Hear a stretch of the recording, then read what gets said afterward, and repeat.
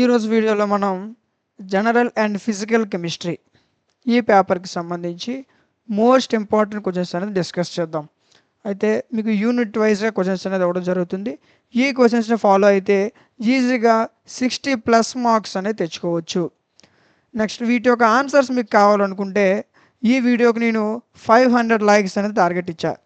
ఈ టార్గెట్ని రీచ్ అయిన వెంటనే మీకు వీటికి సంబంధించిన క్లాసెస్, పీడిఎఫ్స్ మీకు అందుబాటులోకి తీసుకురావడం జరుగుతుంది. అదేవిధంగా కొంతమంది ఎలా ఉంటారంటే పాస్ మార్క్స్ చదువుతారు.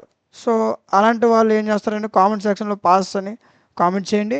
వాళ్ళు ఎంత ఎక్కువ మంది కామెంట్ చేస్తే అంత వేగంగా వీడియో చేయడం జరుగుతుంది.